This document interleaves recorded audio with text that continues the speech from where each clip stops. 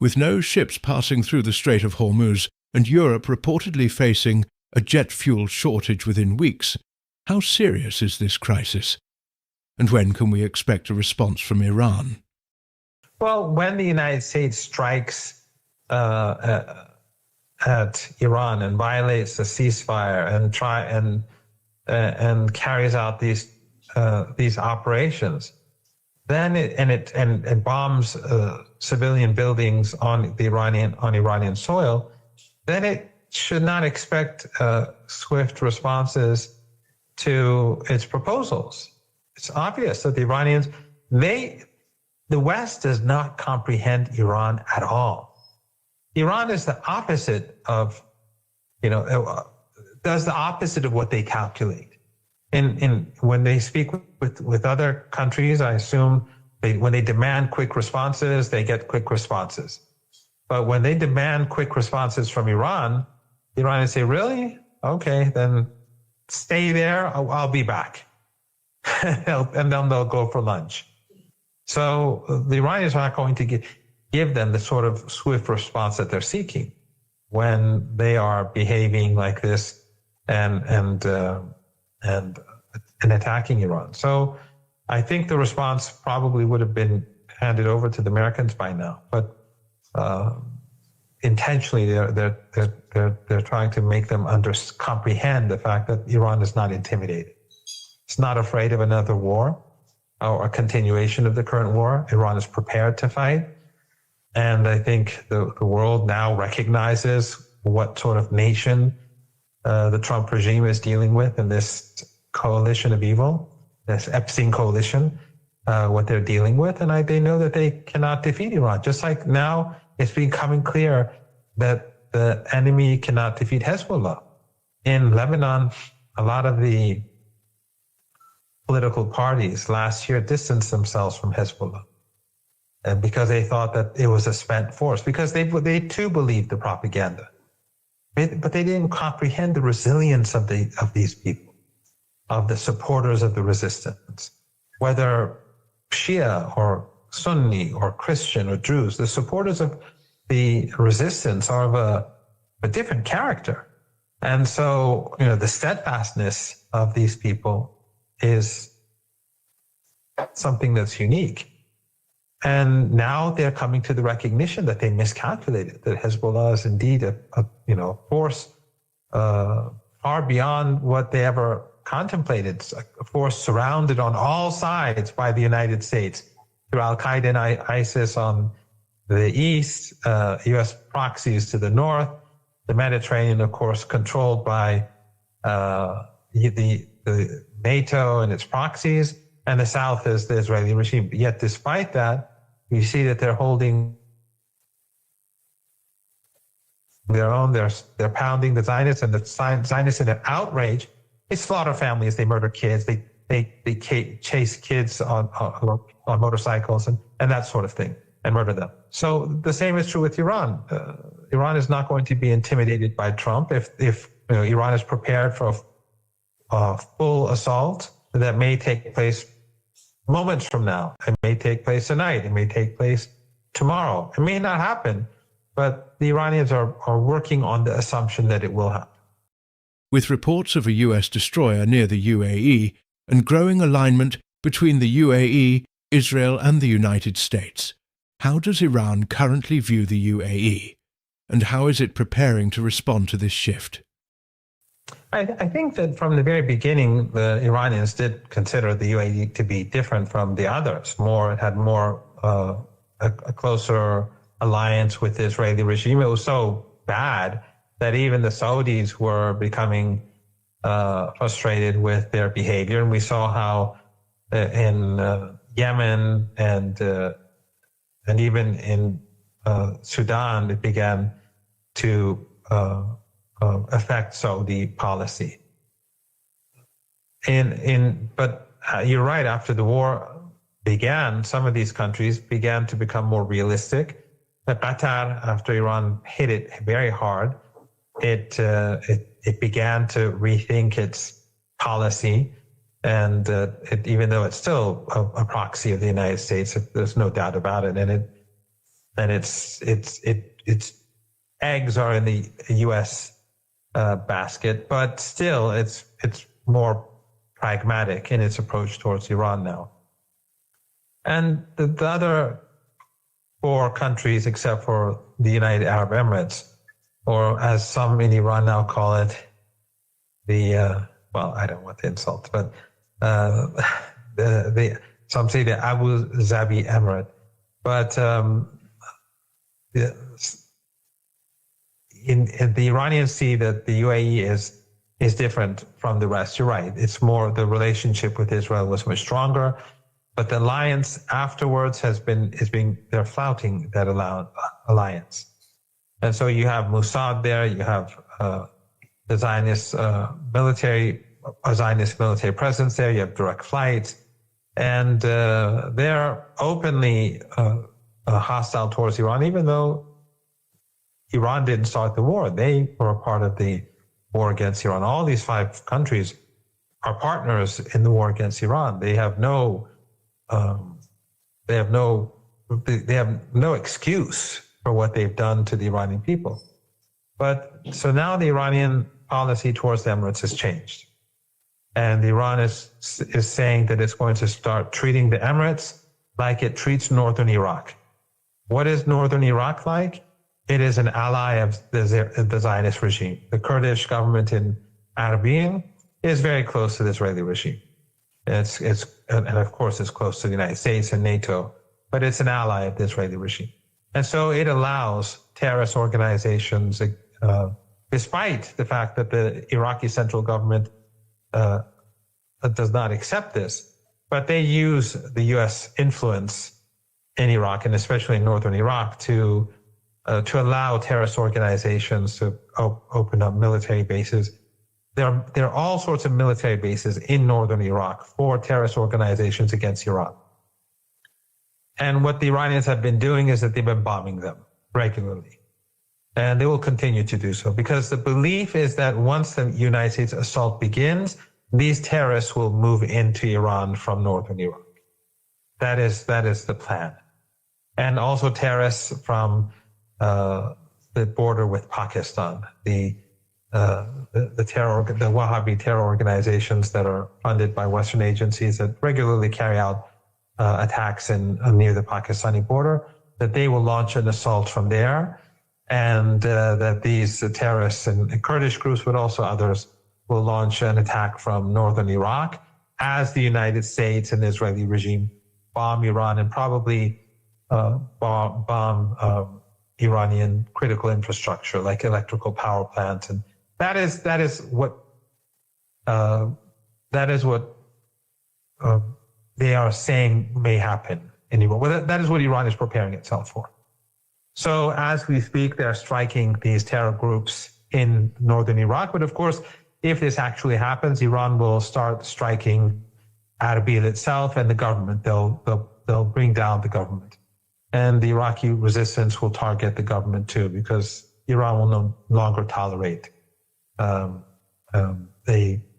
Kurdish pro-Zionist local government in northern Iraq anymore after this, if there's such an operation launched against Iran. But that policy is now being expanded to the UAE. And so the Iranians basically are saying that in future, if we see any threat to Iran from anywhere in this territory, we will strike. That's a big change. Now, I think your audience should know that this is the third war that's launched against Iran by the West and its proxies. The first was in 1980 with Saddam Hussein being pushed by the Americans, and these countries in the Persian Gulf gave Saddam, hundreds of billions of dollars back then. At that time, Iran's relations with the Emirates were the best of all these countries. And it remained that way for 2-3 decades. But now, ever since the Emirates has chosen to become an ally of the Israeli regime, Iran's relationship with the UAE has become the worst of all these countries, alongside Bahrain. which also shows a very harsh, a great deal of malice towards Iran, the regime. But the Bahraini regime is not that significant. It's not very important. But the Emirates, they do conspire a lot against Iran. And a lot of the forces that have been brought into the region, they are based in the Emirates, the land forces, in Kuwait, the Emirates, and Bahrain. And the air forces, the air power, a lot of them are in the Emirates, Saudi Arabia, and in Qatar. With Bahrain intensifying its crackdown on the Shia majority, how significant is this for regional stability? And how does Iran view the situation in Bahrain today? Well, right now, anyone who supports the resistance is in serious trouble. In Syria, for example, you have people from different ethnic backgrounds, religions and sects, but who are under a lot of pressure. Anyone who supports the resistance is in trouble. The same is true in across the Persian Gulf region. But it's not just Shias right now. Overwhelmingly, except for the Wahhabis and the Salafis that are funded by these dictatorships. I mean, Qatar is a Wahhabi regime. That's an official ideology. And the same is true with Saudi Arabia, even though Mohammed bin Salman has distanced himself somewhat from it. But except for them, people on the streets are supporting the resistance. I mean, I have friends in Kuwait who are not Kuwaiti and not Muslim, but they say that the local population, they all support the resistance. I mean, I don't know. He says all.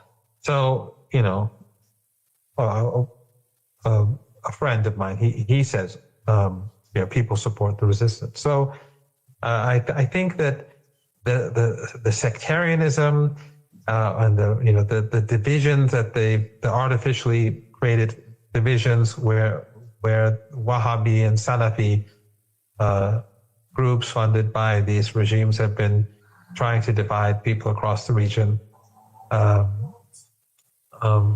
through sectarianism. That is now that project is falling apart. The project to divide people by sect, by religion, by race, that is collapsing.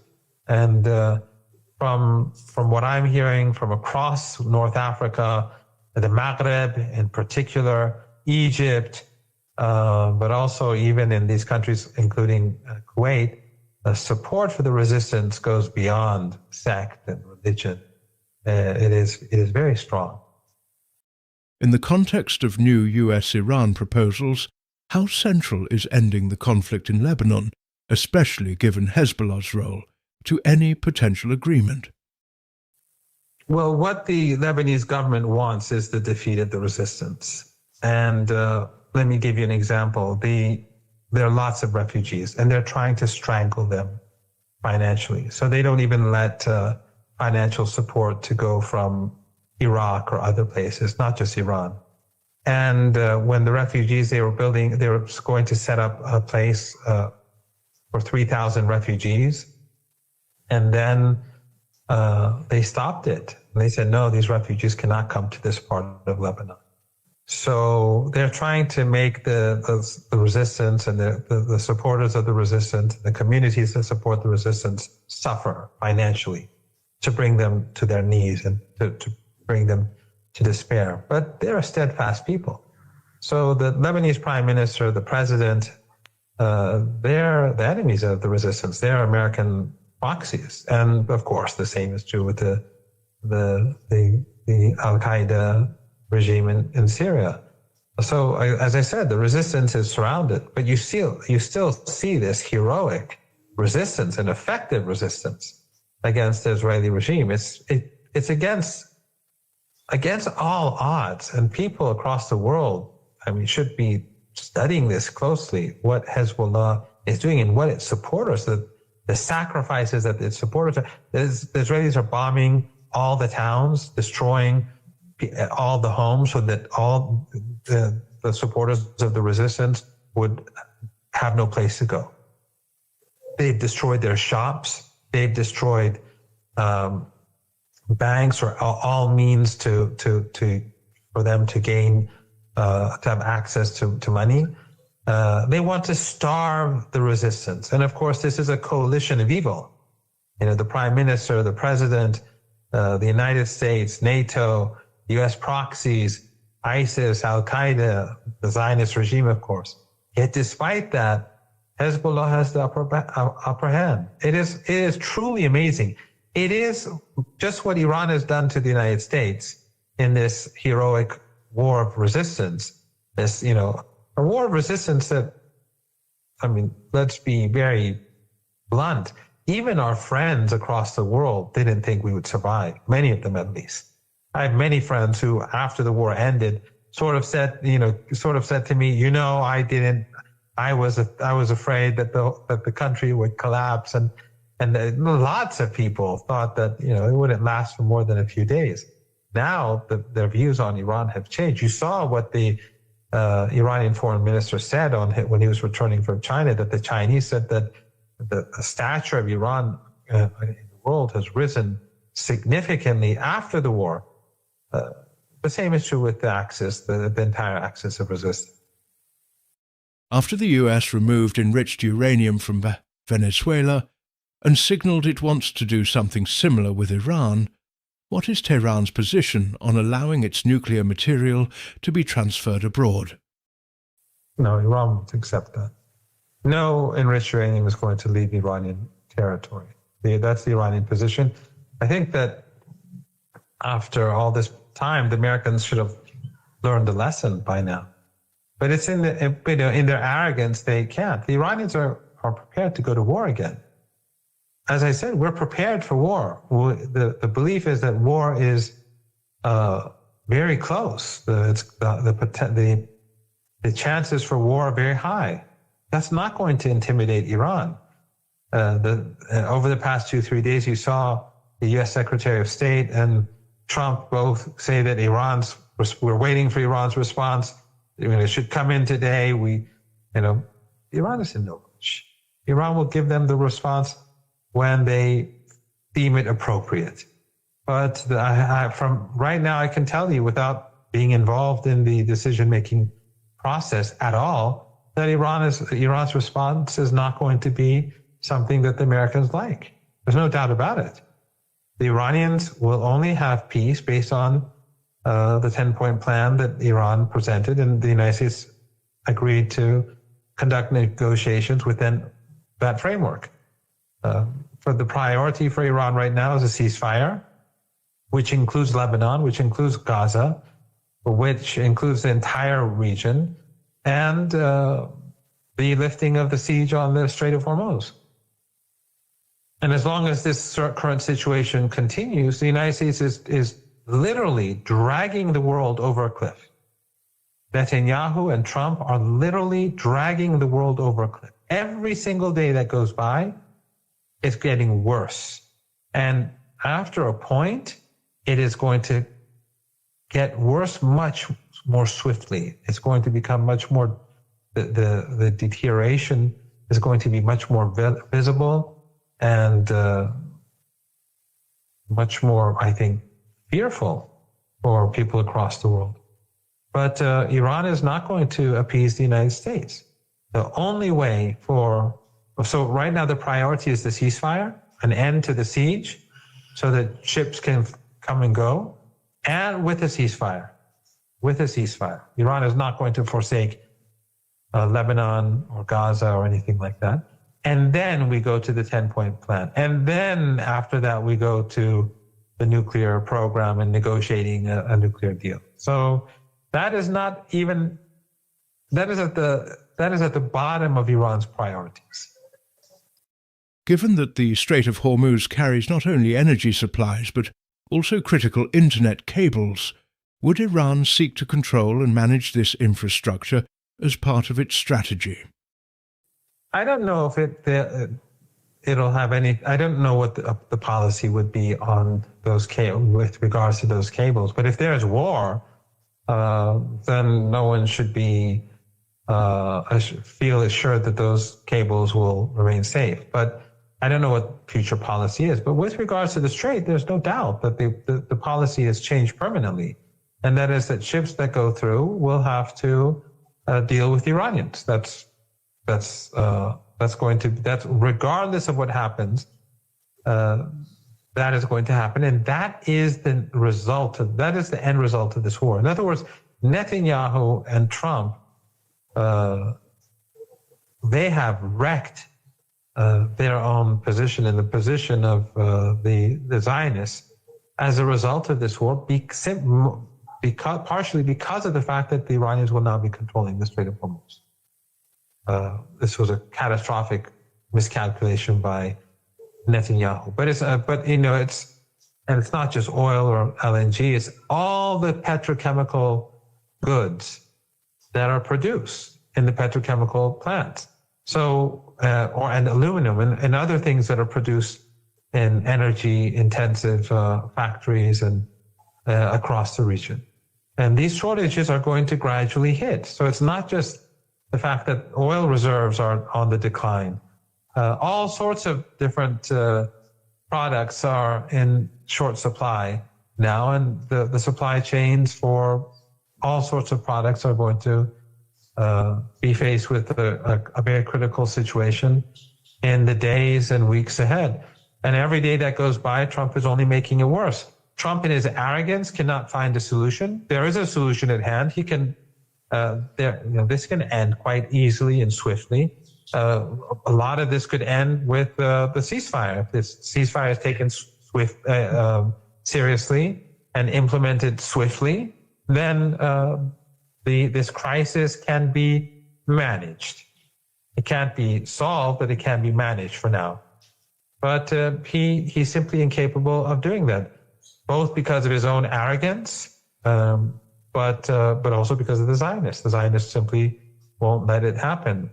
The same Zionists who were the driving force behind the war itself, they haven't gone anywhere in the last 70, 80 days. They're still there. So obviously that force is still pushing for continued confrontation and escalation.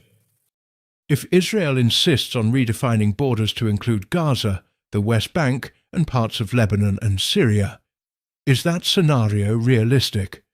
And how would it affect any chances of a ceasefire? Well, the Syrian regime is not going to do anything about Syrian territory. And they had a golden opportunity. They have a golden opportunity to resist because the Israeli regime is overextended. And if a new front was to be opened, then it would be catastrophic for the regime. I mean, right now they can't defeat Hezbollah. So you can imagine what problems could be caused for the regime in the Golan. But those people who are in Damascus, they're not the friends of Palestine. They are U.S. proxies. And those people who supported them in the past, especially some of these groups that have funding from, and they're based in the West, many of them. I don't want to name them. I know some of these people, but they get their funding from Qatar. They get their funding from Saudi Arabia, from Kuwait, from the Emirates. Qatar more than anyone else. Qatar and Erdogan. But the people who supported this, you don't see any of them saying, and they pretend to be supporters of Palestine, but you don't see any of them talking about Syria, should be taking back its territory from Israel, from the Israeli regime. None of them say that. They're all quiet. They were never sincere supporters of the Palestinian cause, and they have very good life. They get good money from their overlords in Doha and in Ankara, and they pursue policies that are, they'll give you the news about the latest slaughter of children in Gaza and maybe in Lebanon too, every now and then. But they're not going to push for Syria to stand up against the Israeli regime. That's just not a part of their, that's not something that they want to pursue. And it's obvious why, because the Syrian regime will never do it anyway. And they too are bound to these regimes that fund them. They're not like the resistance. There's no There are no similarities between these people and the resistance. There's no overlap between these people and the resistance. They are, wittingly or otherwise, they are a part of the broader Zionist project. So if Syria was to join the battle, this would be too much for the Israeli regime. And Iraq would back it up. Iran would back it up. Turkey and under Erdogan and Qatar, they would never support such a thing. But Iran and Iraq and Hezbollah would give them whatever help they need if they were to join the battle. But, that's not going to happen. So, but in Lebanon, the Israelis are not going to ever be able to stay in Lebanon without being attacked. And in Gaza, Hamas and Islamic Jihad are not going anywhere. Now, what the Israelis want to do, what the Israeli regime wants to do, is create divisions in Hamas. And they want to weaken the political wing and the military wing and the political wing, which supports, which is steadfast. And they're trying to create a faction in Hamas and then other resistance organizations that would be, that would choose a different path. But it's not going to work. Hamas is not like that. Palestinian Islamic Jihad is not like that. So I don't see the Israeli regime in being successful in anything. And I think the more land they take in the West Bank, which they're doing by the day, it's going to make the situation in the West Bank ultimately, at some point, much more difficult for the regime. Because after all, there are large numbers of Palestinians there, and they will reach a point where they can no longer survive under such, while they're being strangled. And that will cause a severe reaction. And the world has changed. The world is not going to tolerate another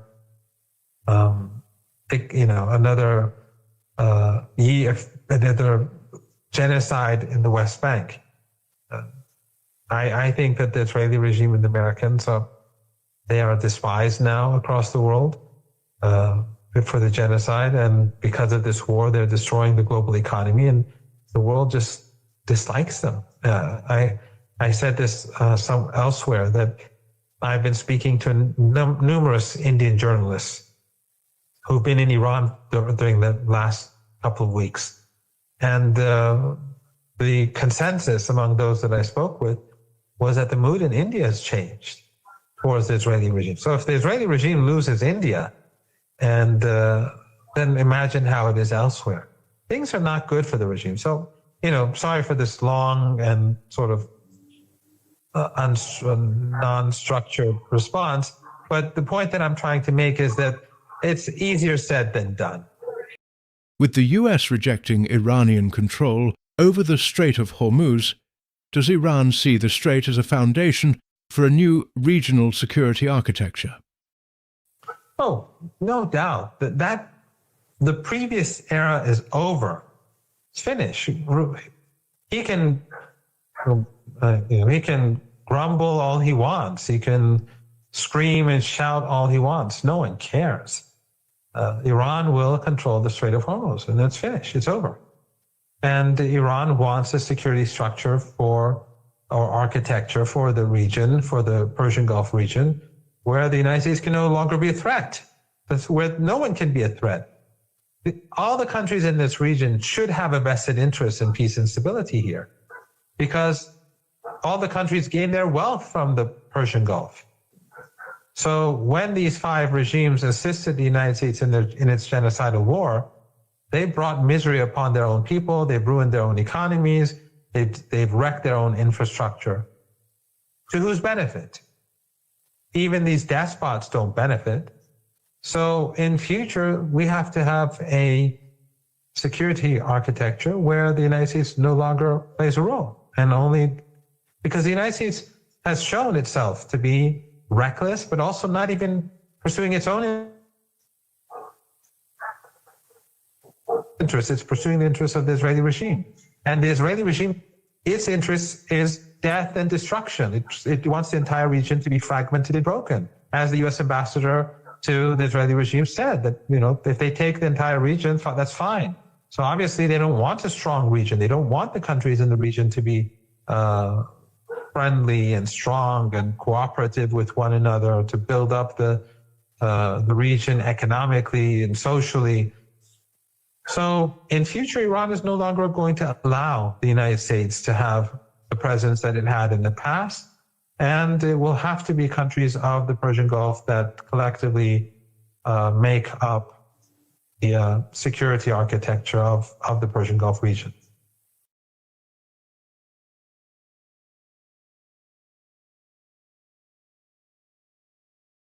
Yes. Lots of countries are are coordinating with Iran, and they are ignoring the dictates of the United States. And the more the United States tries to put pressure on these countries, or the more the United States tries to strengthen the siege on the Strait of Hormuz, it's only pushing these countries and itself towards crisis. And that is creating a lot of resentment and anger. Again, going back to India, the Indian journalist who I spoke with said that in India there's a lot of anger and frustration with Trump and with the Israeli regime because of this war, but also because of Trump's arrogant posturing in the past over tariffs and so on. So the more this behavior continues, the more the United States tries to pressure countries not to cooperate with Iran, the worse it's going to be for the United States, because these countries all need Iran. They need Iran to be able to use the Strait of Hormuz. That's the end of the story.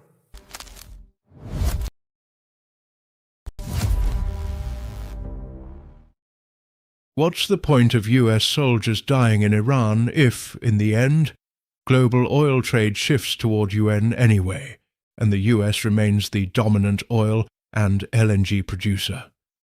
Trump, in his speech, the odd speech the other night, say that the United States produces more oil than China and than Saudi Arabia and Russia combined. I went, huh? No, actually combined, Saudi Arabia and Russia produce more oil than the United States. But I don't think we can give enough emphasis to the dramatic realignment of the international financial order that is underway. People forget that, the establishment of Bretton Woods, that took about 3 years for that institution to become accepted. What's happening with Russia and China right now is this growing realization that they don't need the West, and that they can create alternatives.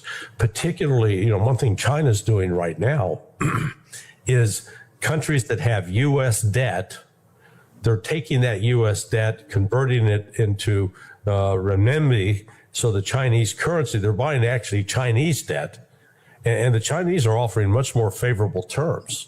And so all of a sudden, in the past, the United States could use that the debt relationship with a lot of countries to pressure, coerce, and control, and which has now created this backlash where countries are seeking to get out from under that kind of control of the United States. And the Chinese are they're much friendlier to deal with on that front. Mr. Johnson, how likely is it that a new draft could be introduced for US men, including younger generations? I don't think that will happen, simply because it would be toxic politically. There was, Trump.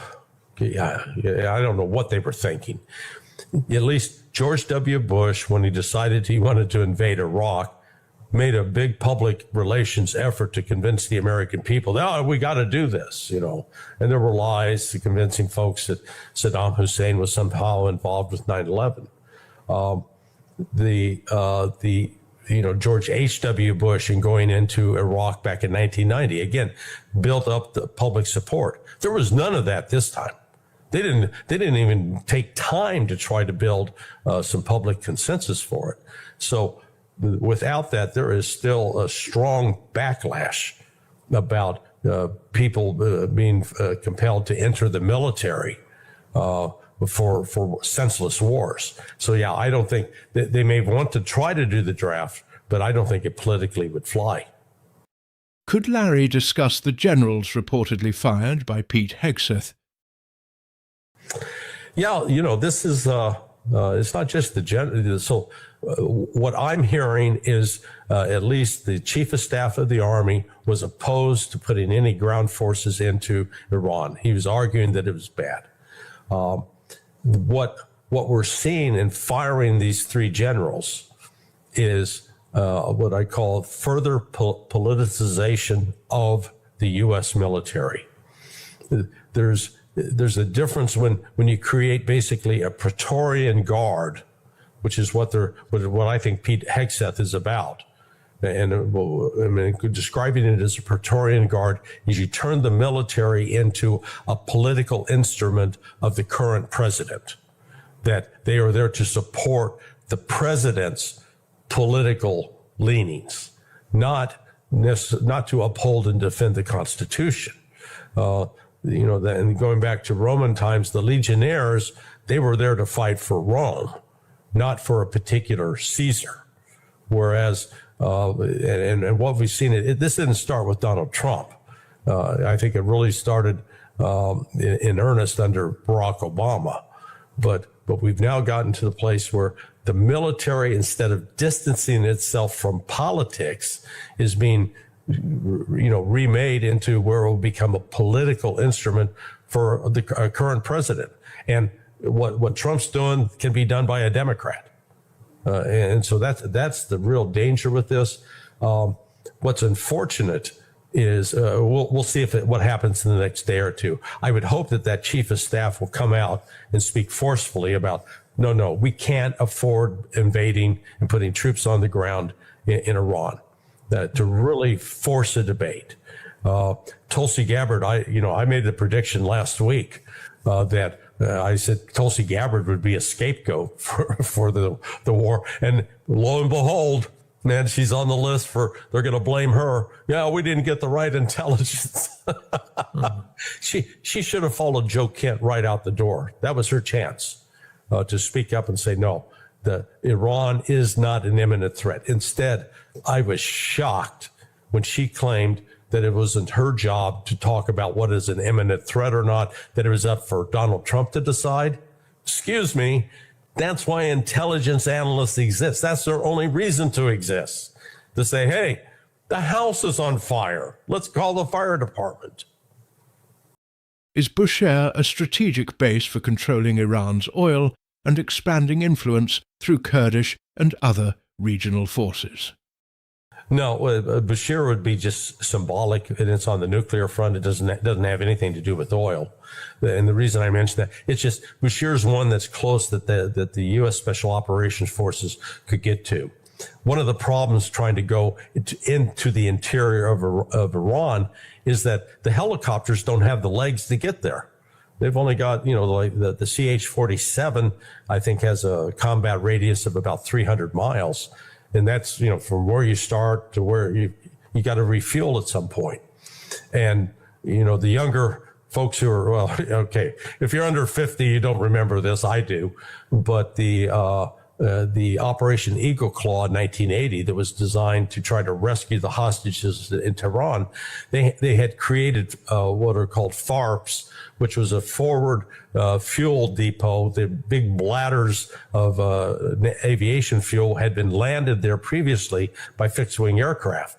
And it was in the attempts to refuel at that site that one of the C-130s ran into a helicopter.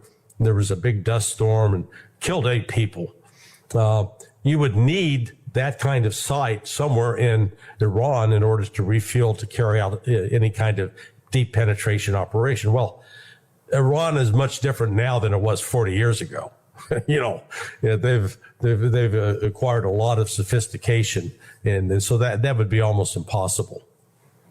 What has happened to Iran's air defenses? Are they still operational?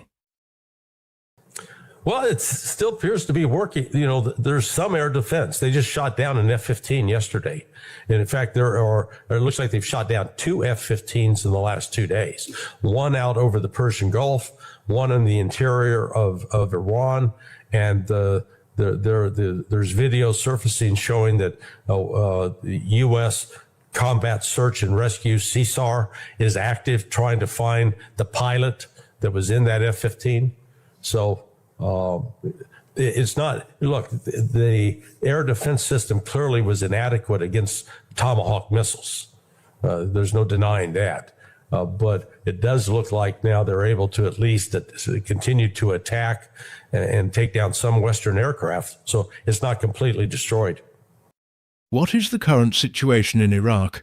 And do recent Pentagon firings indicate instability or a breakdown within the U.S. military leadership? Yeah, well, it's not just, I think what's going on is the bad polling, the terrible situation that the Trump administration is in politically is starting to penetrate the White House. Because it's not just the firing of the general, you know, getting rid of the generals is the furtherance of the politicization of the military. The reports are that Daniel Driscoll, the chief of staff, the Secretary of the Army, that he's going to be fired. And it may be either firing or resigning because he's apparently very upset. You know, he is a combat veteran and he's very disturbed at with this potential for the Iran operation. But on top of that, you've also, you know, there's a broader change underway within the Trump administration. They, you know, got rid of Pam Bondi. They've gotten rid of Kristi Noem. Kash Patel reportedly is on the chopping block. Well, he should be. This Secretary of Labor, a Hispanic lady, you know, a mutual friend of ours described her as she's an alcoholic chasing young guys around the office. So I think that Susie Wiles, the chief of staff, realizes that they're in trouble. And, you know, Time Magazine reported yesterday, and I think it's an accurate report, that in the past, Trump was shielded. You know, he was only being told all the good information, you know, basically being lied to. Now he's starting to get the ugly truth, and he's not a happy camper. So there's chaos. There's chaos in Trump land. Let's put it that way. In simple terms, what motivates powerful actors behind the push for war with Iran? Is it economic interests, geopolitics, or strategic alliances? I don't think it's the Epstein. I mean, the Epstein may be a factor, but no, this is the long term is you got to get somebody who's in charge of the government of Iran that's going to do what the United States wants in terms of controlling the oil and gas, as well as undermining Russia and China. The ultimate objective here is to take down China, and Russia again is seen as a key player in that regard. Because I can't tell you the number of people, very smart, educated people, who keep telling me, I don't see how Russia can continue to hang out with China. I mean, they're going to have a collision. They're not ideologically disposed to get along with each other. I go, like, you know, stop it. That's just, you know, they ignore the fact that there's a history with Russia and China. You know, World War II, the then Soviet Union, they were supplying the Kuomintang and the communists to fight the Japanese. So please, but again, it's always looked at in that context that Iran is a component. You take down Iran, take down Russia, then you go after China. That persists within the bowels of the deep state. Larry, what are your thoughts on the lunar mission, and is there any basis to claims that the moon could be renamed Trump Moon? You know, we've spent all this animus between the United States and Russia for so many years, except during that entire period, it was Russia that was carrying the United States to the International Space Station. So, you know, it would be great if Russia, the United States, China, India if we could all focus upon space adventures, put money towards that instead of killing each other, I can dream the impossible dream on that. That would be the best alternative.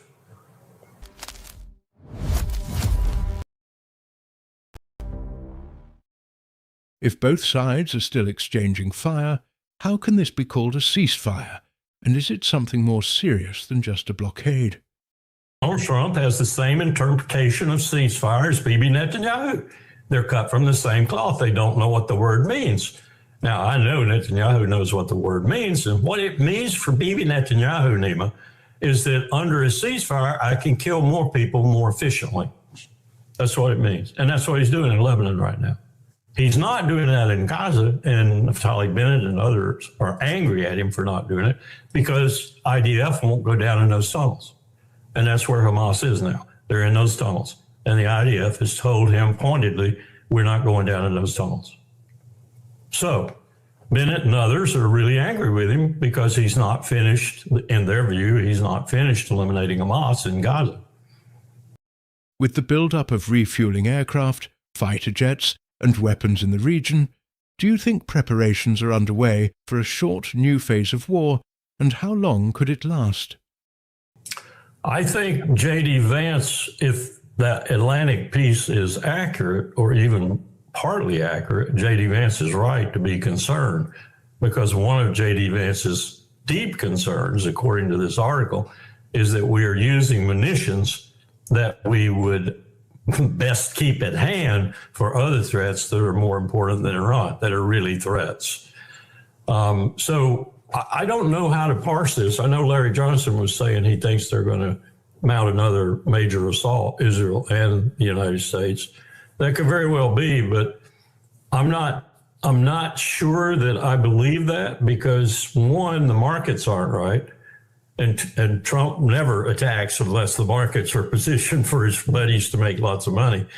And secondly, and probably more importantly, I really don't see the constellation of forces and the disposition of those forces that would, on either side, Israel or the United States, that would make it a very effective attack. Now, they could just go ahead and attack anyway.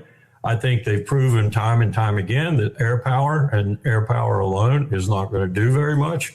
I don't think they're crazy enough to put land power in there of any size. Maybe they might put some special forces in there. They'll get their ass handed to them just like before. So I'm not sure I agree with Larry that we're looking at an imminent attack. I could be wrong. I mean, this administration is stupid enough to prove me wrong, but I don't think we are. I think we're looking at a lot of hullabaloo, a lot of threat, and Donald Trump being very desperate to get enough threat ginned up to where he does really get something of a concession out of the Iranians. To this point, I can see nothing, absolutely nothing, in the way of a concession that he's gotten out of the Iranians that would stick and that would satisfy them in terms of what he would give them back for that concession. Because you know what they want. And what they want, I think, is not transferable, and especially things like, we must get you out of the region. We must have both primary and secondary sanctions lifted. I don't think they're going to give up those things.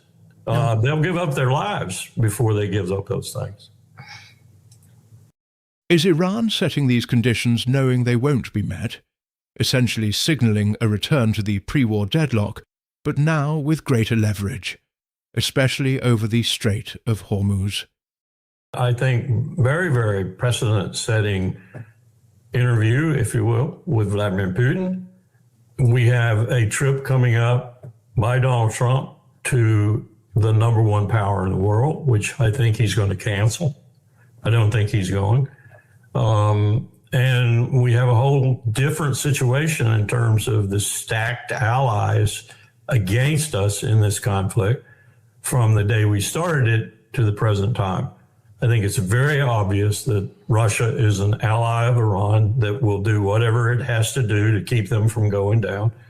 And it's probably as obvious that China is angry and willing to do a lot in that regard itself. I don't know to what extent totally they will go. More satellites overhead, more diplomatic support, I don't know, but I think Xi Jinping is, and this is something I would not have said 6 or 7 months ago, maybe not even 6 weeks ago. Xi Jinping is mad. He's angry. He's angry with the United States of America. Not a good place to be if you're us. Someone said to me, we need to get our primacy back. I said, this was yesterday.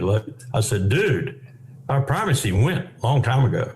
We are not prime in the world anymore. China is the #1 power in the world, period, bar none. No discussion about it. Come on over. Let's talk about the dimensions of state power. China is the #1 power in the world. The only dimension in which they're not globally the hegemon, if you will, and they don't like that term, is financial, and Xi Jinping has just declared he's going to take over that one. And there's no question in my mind he's going to be successful. Then there will be no sanctions, primary or secondary. There will be no banking system. There will be no SWIFT system. Eventually, there will probably be no oil consortium that consists of anything other than China, Russia, and the assets appertaining thereto. You can take ours all day long. That fracked oil, $50, $60 to get out of the ground. Got to have the prices like now in order to make any money off of it and get it out of the ground, which Donald Trump is eating up. He loves it. The Permian Basin in Texas loves it because now their oil is viable on the world market. You get oil back down to where people can live with it again, where it's somewhere below $50 a barrel, and you can't frack. It's uneconomical to do it. You can do it, but you're going to lose a fortune. With Iran's foreign minister travelling from Islamabad and Moscow to China, and Beijing signalling support despite US sanctions, does this reflect a coordinated strategy to bypass Western pressure? He was essentially going to let the renminbi, over time, say a decade or so, work its way into 60, 70% of the world's GDP. He's already halfway there because that GDP is in Asia. And then present the world with a fait accompli. You cannot deal in the oil markets. You cannot deal anywhere. Commodity markets, whatever. You can't deal anywhere without the renminbi. You no longer need the dollar. The dollar is not the base currency. It's not the transactional currency. It's not the reserve currency. It's the renminbi. Got that, people? He's moved his timetable up, I think. One of the things he would tell Trump probably if Trump made the trip is just that. I'm sure Putin knows it. I'm sure they've coordinated on it. I'm sure they've worked out a way that the ruble's probably going to be right in there for quite a while, if not tandem with the renminbi until they fall apart, which is, I think, inevitable. But it won't be until the empire's diminished considerably in its ability to sanction, which Xi Jinping abhors. He hates sanctions. He's even said he hates them. And I don't blame him. You know, here we sit with 2 billion people under sanctions. And if you read that study, we have killed 38 million people, half of whom are women and children, over the past years since about 2000, about the time of 9/11. With our sanctions, we have killed 38 million people. Larry, do you think US sanctions policy is driven by the system itself, regardless of who's in power? And could it eventually lose effectiveness as targeted countries adapt? Exactly. And what it's going to do to us, of course, is it's going to cause us to have to deal directly with our colossal debt, now approaching $40 trillion in aggregate. We're going to have to deal with that without being able to have others buy our debt, buy our currency, have to function in our currency, giving us the leverage to deal with that debt even if it gets to the gargantuan levels it is now. Once that's relieved, once that pressure is off, our debt is going to go in terms of our ability to deal with it, and this way in terms of its increase. I mean, you talk about not being able to buy a loaf of bread in Weimar, Germany. We're going to be in that kind of boat if we don't stop this and get a hold on. And this is all the Congress. You know, you can say Donald Trump should be doing something about this, and I will, but I don't expect him to do anything. Our Congress is so guilty in this, and I don't let anybody out of this guilt. They've all been watching this. They've all been signing the checks. They've all been robbing the Treasury year after year after year. And, you know, my father used to say, beware of the Republicans because they'll kill you. Beware of the Democrats because they'll steal you blind. Well, now both parties will kill you and steal you blind. That's where the American taxpayer is today, caught between absolute ineffective parties in terms of physical probity. House of Representatives is supposed to be the place that deals with appropriations. Johnson wouldn't have a clue how to do this, even if he wanted to do it. So we're in trouble, Nima, and I keep telling people this, you know, watch out. When we collapse, we're going to collapse with a loud, loud bang, and people's lives are going to be ruined. It's not going to just be $8 a gallon at the pump. It's going to be you can't afford anything. You can't even afford to eat. You can't afford to have a roof over your head. You certainly can't afford all those things you've been thinking about, like a college education for your children and so forth. That's where we're headed. And we're doing it to ourselves. There's no reason whatsoever that we couldn't have worked this out to where the collapse, if you will, is so soft and gentle that we wouldn't even know it was happening by and large, and we could walk our way through it and walk our way out of it. I'm not saying we'll ever be the number one power in the world again. China's got that berth sewed up right now, but she's going to find that's not all that's cracked up to be. She's going to find that's a tough row to hoe. So it would be better, far better, if there was some sort of consortium put together, as I've said so many times, with Beijing, with Moscow, with Tokyo, perhaps, I would even bring Canada and Brazil into it, and anybody else that wanted to actually come into it with the right faith and manage things like nuclear weapons and the climate crisis, because we're going to destroy ourselves with both if we don't do something about it. And the only way we're going to do anything about it is together. How the hell are we going to deal with these problems if we're all fighting each other? If we're in wars like we're in right now, wars of choice, wars that don't need to be, wars that we started, wars that we set up, wars that our little puppy pipsqueak Israel helped us get into. We have to stop this. If neither side can accept the other's demands, what do you see as the real outcome of this war so far, especially with moves like Iran asserting control over Hormuz and the pressure on U.S. bases in the Gulf? Disaster for both sides. Disaster for both sides. Iran, because it's lost so many people, lost so many cultural facilities, lost so many educational facilities, medical facilities, war crimes all. And us, because we don't know what we're doing. And we're frittering away what little power we have left in several dimensions. And there is no end to it, as you just pointed out. So what we're going to do is we're going to be beggared, both of us, one on each side of the canal, one on each side of the strait, if you will, with our Saudi allies behind us, essentially as beggared as we are, and staring at each other with this kind of 1,000-mile stare, you know.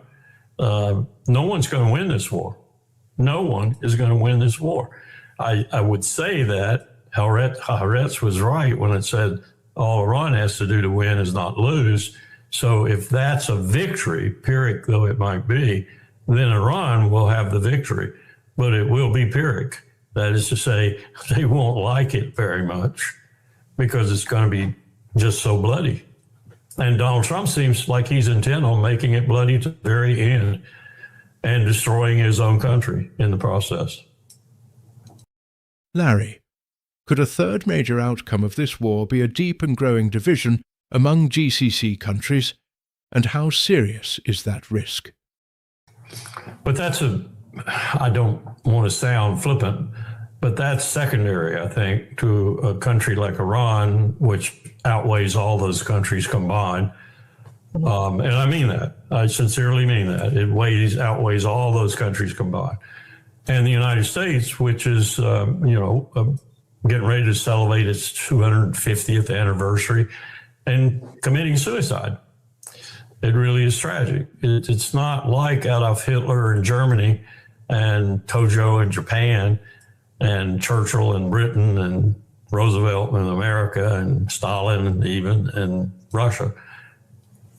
It's very different. It's very different. And it's not like it hadn't happened before. There were empires in the past that I won't say everybody loved them, but they were better than others. And when they disappeared, there were people who lamented their disappearing who were not necessarily subjects of the empire. They were others who dealt with that empire. Cyrus the Great, for example, and what the Persian Empire represented at that time. There were people who were really sorry to see that calmness, that security, that economic success, such as it was in those days, go away. And to see leaders come and take the helm who were anything but. Same thing happened in the Mogul Empire. There have been empires that went out with a bang and suicidally, and then there have been empires that just sort of faded away. And they faded away principally because they could not pass on the baton of leadership to anyone competent enough to maintain the empire in a reasonable fashion. Do we see something like that happening right here, right now? And I would say Iran's got a problem there too, to a certain extent. Iran's got to find a new leadership also. And I don't think it's necessarily going to come from the war party, as it were. I don't mean the IRGC. It might well come from the IRGC, but I think the new leadership for Iran, and I'm talking about Iran in the 21st century writ positively, if that's possible. I mean, we're all going down if we don't do something about nuclear weapons and the climate. But that Iran has to be led by a younger leadership, a leadership that's sitting in the wings right now, if you will, and wants what Iran wanted at the turn of the 20th century, a real democracy. Larry, how do you interpret Pete Hegseth's frequent statements? Are they strategic messaging or just bluster? I need some of his booze at night. I need some of his booze, which puts you totally out of things, I think. I mean, geez. I always thought, I'm going to tell you the truth here. I always thought that using dolphins in a manner that was suicidal for them, strapping explosives on them or whatever, the very depth of depravity, human depravity. Dolphins, in my estimation, and I've had a lot of interplay with dolphins in the ocean, are smarter than we are, far smarter than we are. Dolphins could teach us a few things about life. So what do? We strap explosives on them and send them out to kill a ship or whatever. I mean, that's a perfect example of what Pete Hegseth stands for. Not that he started it, but it's a perfect example of what Pete Hegseth stands for. Kill them all, no quarter. War crimes? War. Don't talk to me about war crimes. Be no Nuremberg tribunal for me. Larry, if Iran's messages leave us alone, but Trump is still talking about arming internal opposition, does this signal a path toward de-escalation or continued pressure and confrontation? He's being lied to. He's being lied to by the people around this situation who've been lying about it ever since 1978, and probably before that. but they have been lying about the Iranian people. They've been lying about the situation in Iran on the ground year after year after year. There are people who send money to the Mujahideen Ekak, the MEK.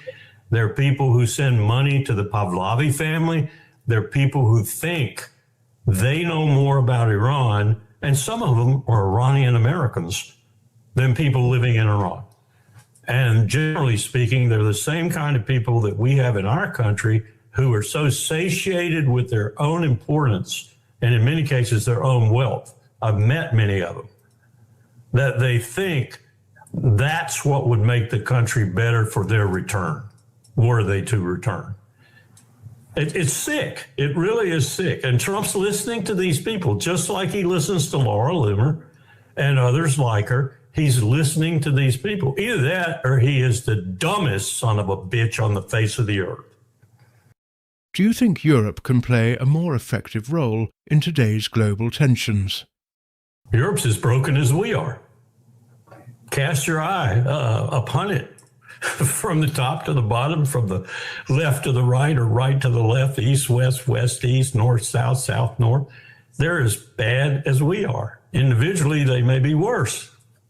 I don't know what's going to happen. The Western world is reacting to this inexorable shift of power away from it and to the East with the emotions of a 2-year-old and with the cerebral power of a 4-year-old. No, I can't say that. That's an insult to 4-year-olds. Do you think continued fighting between Lebanon and Israel would ease or worsen the overall situation, including Gaza and the West Bank? I think I heard that the president said last night, the president of Lebanon said last night, until Israel honors the ceasefire, we're not stopping. We're not honoring it either. So I don't know what that means. I suspect it means every Lebanese with a weapon is going to take it up and go out and fight the Israelis. I wish that were the case. But he said, I'm not in this anymore if Israel's going to keep on doing what it's doing. There's no ceasefire in Lebanon. Very much still there. And I think I told you, or I said it on one podcast, and the other person knew the area well, so he kind of laughed. But one Lebanese called me and said, I wish the Syrians had come back. It was safer when the Syrians were here.